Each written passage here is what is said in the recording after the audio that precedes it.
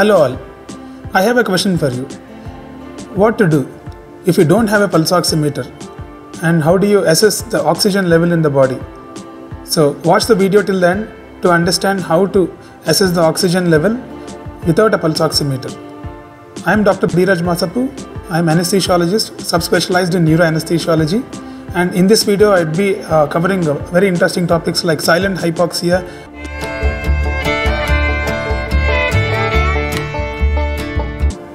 So before going into this topic, my last video I covered about the correct way of using the pulse oximeter, and some of the viewers raised queries.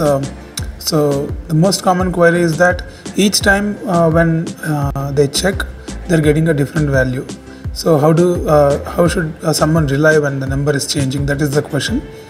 And my answer to that is you should not actually see a particular number. You should see a range of value. For example, if once you're checking, you're getting a value of around 98, and next time you're getting a value of 96.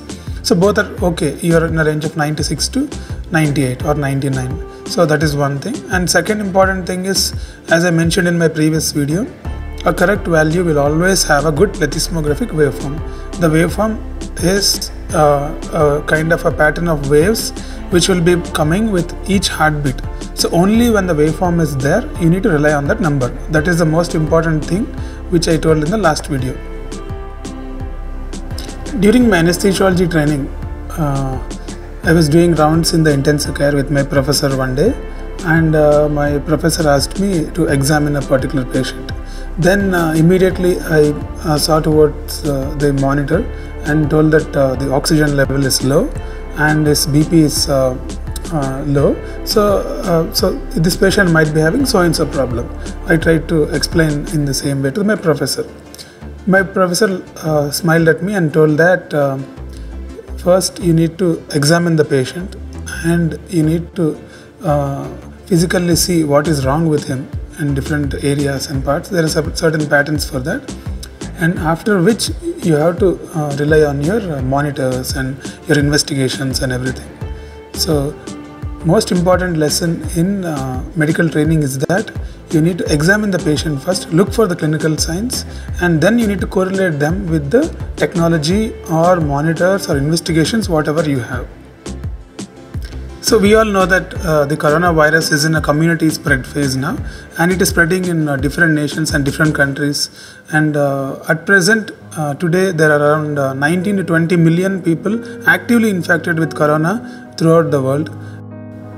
So it is not possible for all the 19 or 20 million actively infected people to get a pulse oximeter. The reasons being affordability and the availability also. So the clinical methods, what I am going to explain in this video, are actually not a replacement to the technology which is existing like pulse oximetry or CT thorax, but for people who don't have access to them, this video might be helpful. So we all know that COVID-19 caused by coronavirus will affect the lungs and it will be causing pneumonia. It's a spectrum of disorders. It starts from pneumonia and it can go to a dangerous situation called as ARDS. And so the oxygen saturation levels will be varying based on your lung situation. So in this video I'll tell you clinical methods on how to assess yourself without a pulse oximeter, and also when to seek medical attention, that is like when to call for an ambulance, call for an hospital and seek medical attention immediately. So let me explain why oxygen is required by the body. So oxygen is basically utilized by the cells to produce energy. The energy is called as ATP. When corona affects your body and the oxygen level in the body comes down, then the body tries to get into another cycle called as anaerobic metabolism, where the energy production is decreased. Along with that, there is acid production in the cell which will hamper the functionality of the cell.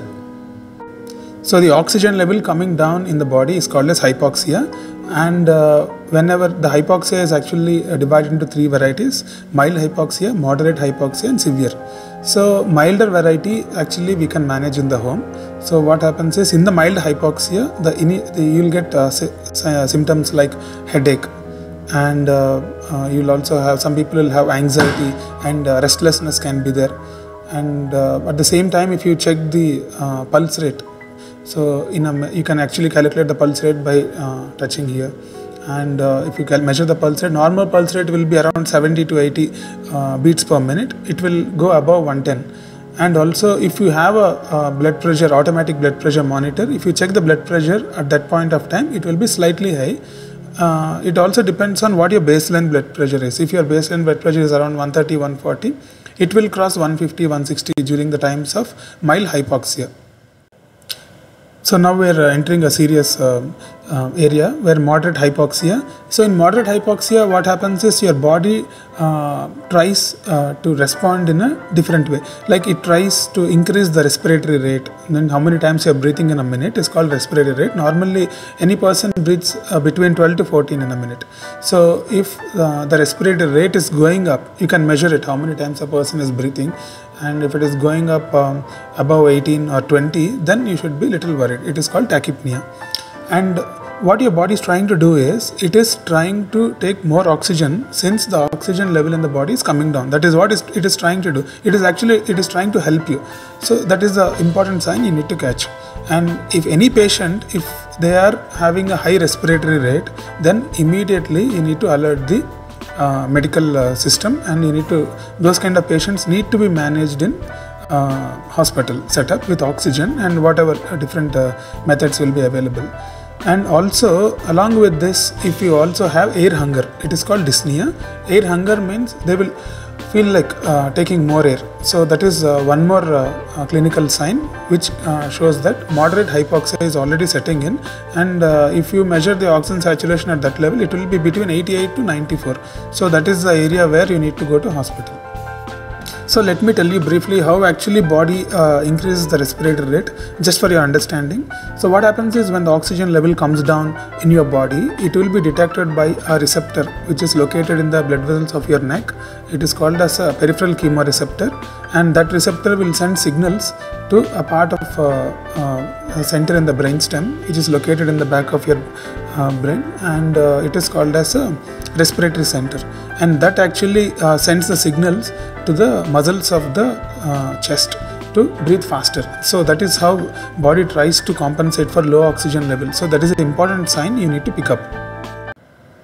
So the most dangerous thing is the silent hypoxia, which COVID-19 is known to cause. So silent hypoxia means that the person will have changes in his lungs, which can be seen in CT scan, and it can be picked up by oxygen saturation also, but clinically he will not manifest any kind of signs and symptoms.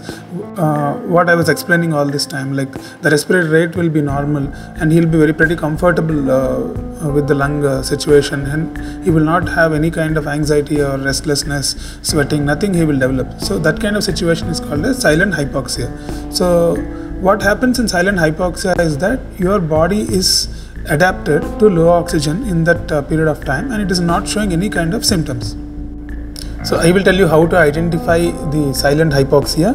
So how we have to identify it is, see, at rest your body is not showing any symptoms, but if you force your body to do some activity, then it will manifest signs and symptoms of what I have explained till now. So how to force your body to do something? There are several apps and so many applications I am seeing, and there are so many number counting technique and so many have come. But officially, chest societies and different organizations recommend a 6-minute walk test, which I will be explaining now. So in 6-minute walk test, what we see is, you need to mark 2 points and you need to walk in your normal pace between the 2 points, and the most important thing is, it should be for a duration of 6 minutes. So at the end of 6 minutes, normally you don't get any dyspnea or air hunger or any breathing problem. But if you have any changes in your lung which are produced by COVID-19, then you might manifest symptoms like increase in the respiratory rate, more air hunger, and sweating might develop. So ideally, after the 6-minute walk test, you need to check your saturation before and after. If the difference is more than 6, then you need to immediately seek the medical attention. If you don't have a pulse oximeter, then you have to go with the clinical signs which I explained, like air hunger and increase in the respiratory rate or feeling dizzy and anxious. If you are getting those symptoms, then you need to go seek the medical attention. So next we will go into the more severe form of hypoxia where the oxygen level is very low. So in that kind of situation, patient will have drowsiness. That means he will be understanding what you're telling, but the response time will start increasing, and also some people will be unconscious. So totally they will stop responding to your commands. And next thing is cyanosis. So there will be bluish discoloration noticed in the lips and the conjunctiva and nail beds. And at that point of time, if you have a pulse oximeter, if you check, the oxygen saturation will be very low, around 80 to 85 will be the saturation. So anything below 90 is dangerous and you need to go for medical attention.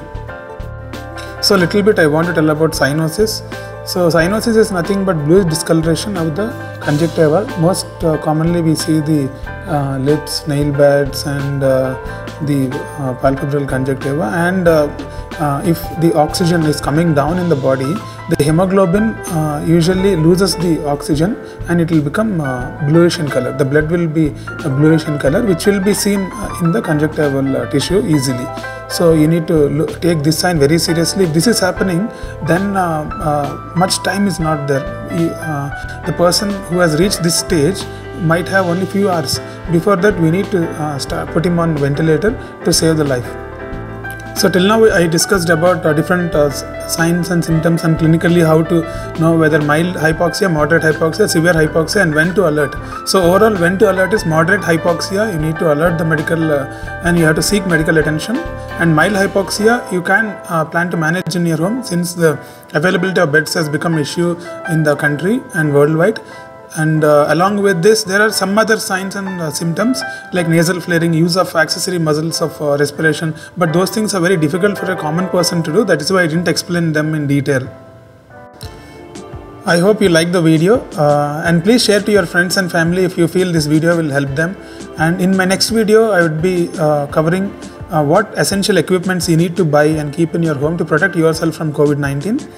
Since there is a shortage of bed availability in hospitals in several parts of the world and in our country. And thank you for following the video till the end, and please subscribe to the channel and put your comments in the comment section, and I would answer all the comments, and some of the comments I'll try to answer in my further videos. Thank you very much.